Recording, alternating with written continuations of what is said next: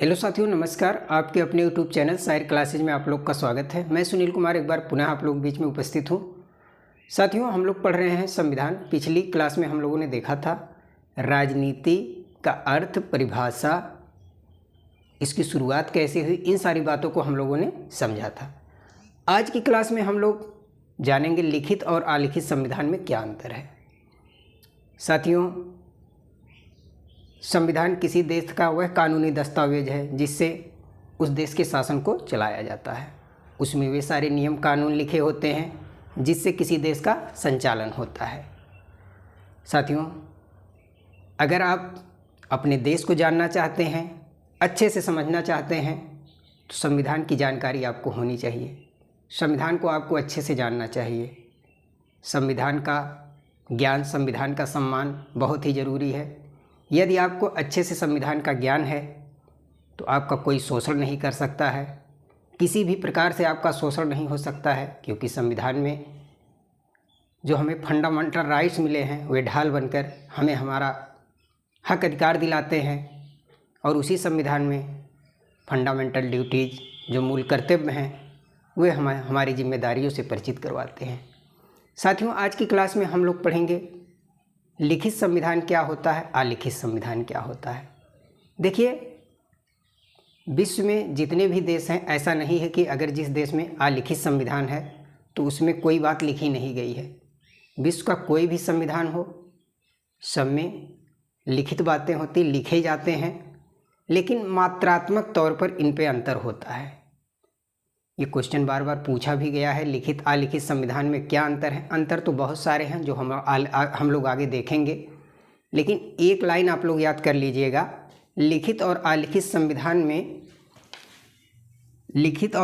संविधान में केवल मात्रात्मक अंतर होता है। अर्थात कहने का मतलब क्या है कि जिस देश के संविधान में लिखित अंश अधिक होते हैं और अलिखित अंश अर्थात मात्रा कम होती है, उसे लिखित संविधान कहते हैं।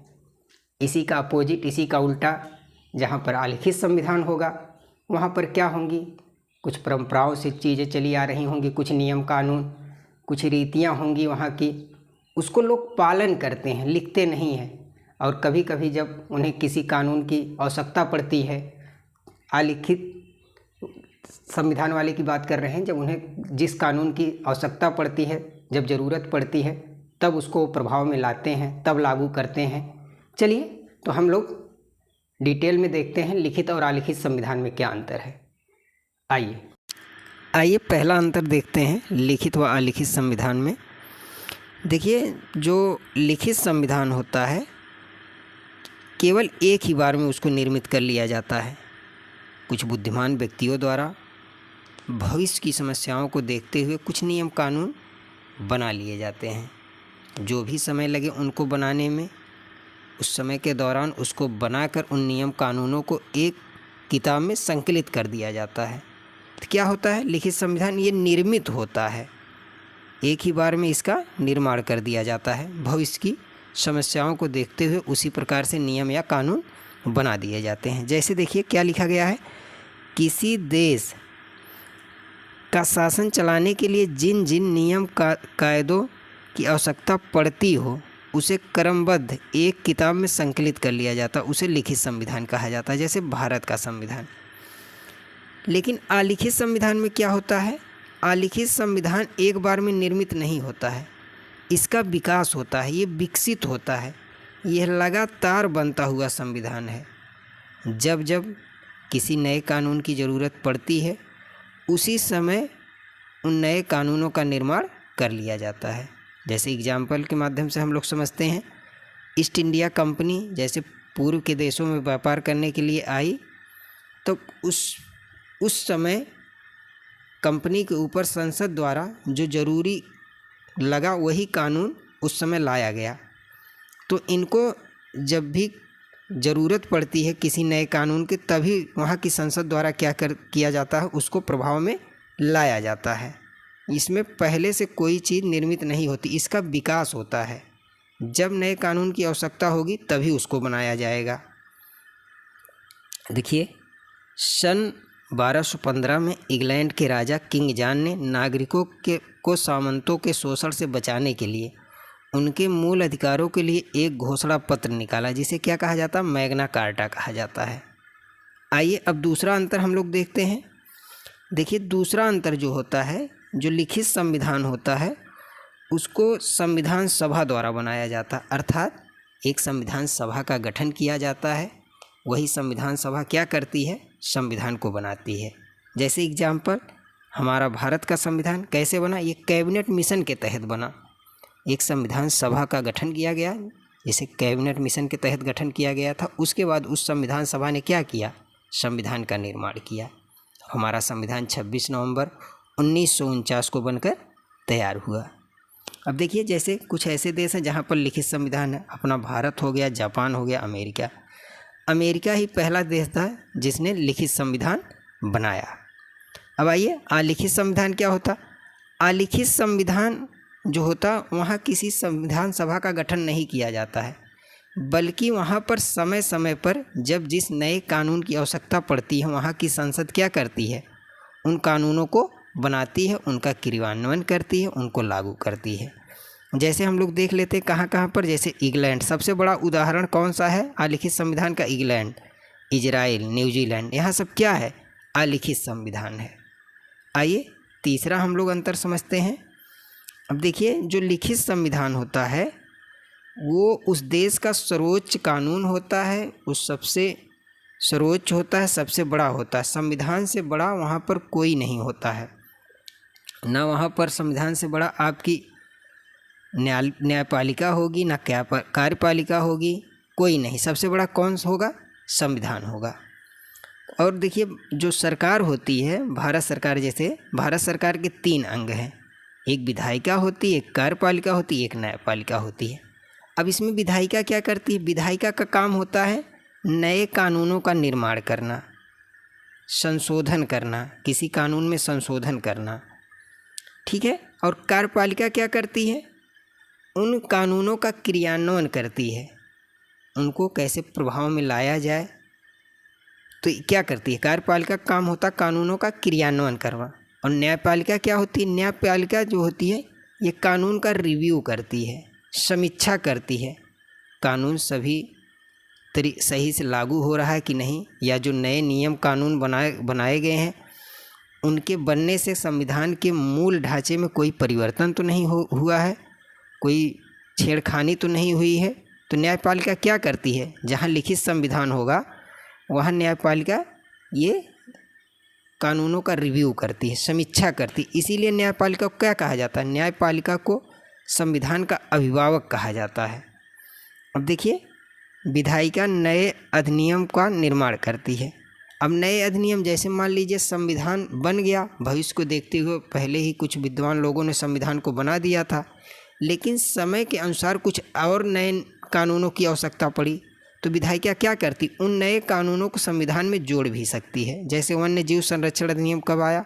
1972 में। ड्रोन पॉलिसी 2018 में।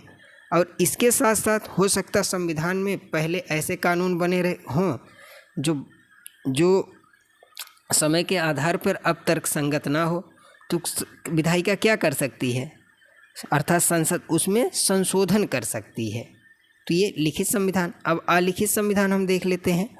अलिखित संविधान समय समय पर संसद द्वारा बनाया जाता है। इसमें जो होती संसद ही सर्वे सर्वा होती है। जैसे हमने इसमें लिखित संविधान में कहा कि न्यायपालिका रिव्यू कर सकती है। अब इसमें संसद द्वारा जो भी नियम कानून बना दिया गया उस पर न्यायपालिका रिव्यू भी नहीं कर सकती है, कुछ नहीं कर सकती है। अलिखित संविधान में संसद सर्वोच्च है। इसमें कौन है? संसद सर्वोच्च है, और इसमें संविधान सर्वोच्च है। यदि न्यायपालिका संसद द्वारा निर्मित अधिनियम, संशोधन, इन सब का क्या रिव्यू नहीं कर सकती है, रिव्यू नहीं कर सकती है। जैसे एग्जाम्पल हम लोग समझते हैं, जैसे हम लोग पढ़ते हैं कि चार्टर एक्ट अधिनियम 1813, जब यहाँ पर भारत में कंपनी शासन कर रही थी तो वहाँ के संसद द्वारा एक चार्टर एक्ट 1813 में लाया गया, और उसमें यह कहा गया कि अब सभी यूरोप की कंट्रियाँ भारत में व्यापार कर सकती, लेकिन 2 चीज़ों पर व्यापार को सुरक्षित रखा गया, चाय और चीन के साथ।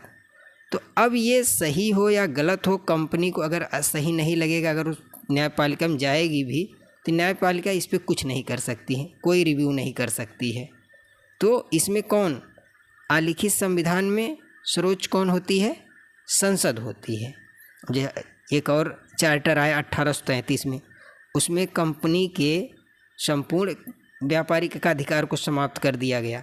तो हो सकता कंपनी को सही ना लगे और अपील करने के लिए न्यायपालिका में जाए, लेकिन इसमें न्यायपालिका कुछ नहीं कर सकती है।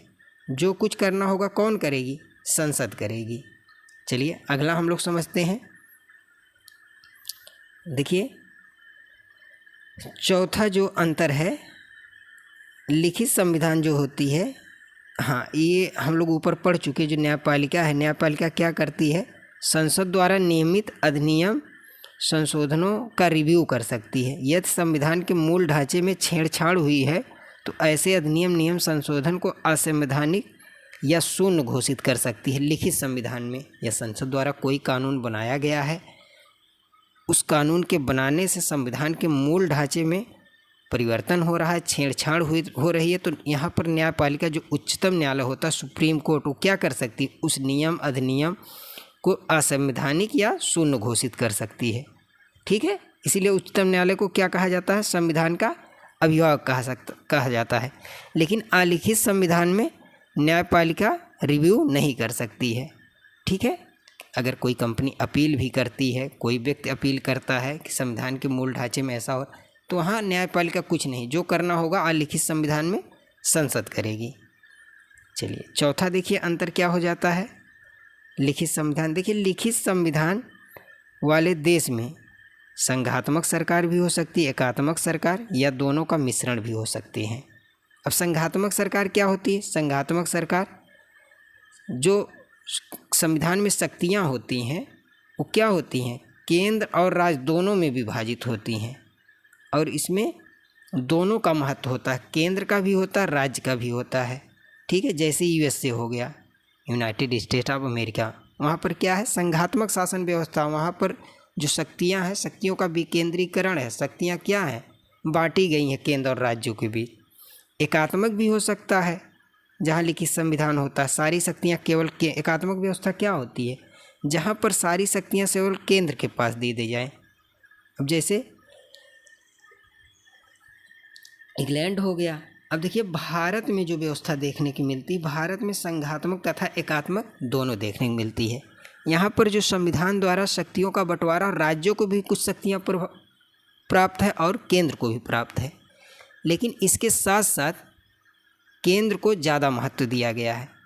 अब जहाँ जिस देश में अलिखित संविधान होता है वहाँ पर केवल एकात्मक शासन होता है, वहाँ पर एकात्मक शासन होगा और सारी शक्तियाँ केंद्र को दे दी जाएंगी।